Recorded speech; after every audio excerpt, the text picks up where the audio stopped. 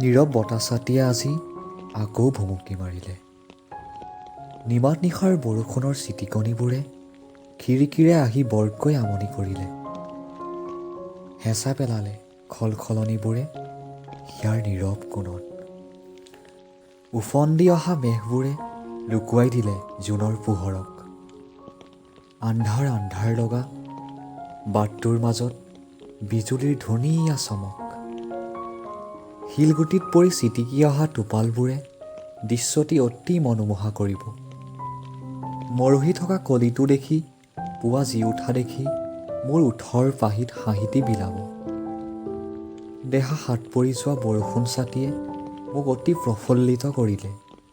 বতাহৰ সেই গুণগুণ শব্দবোৰে মোৰ দুচকুত টোপনি আনিলে।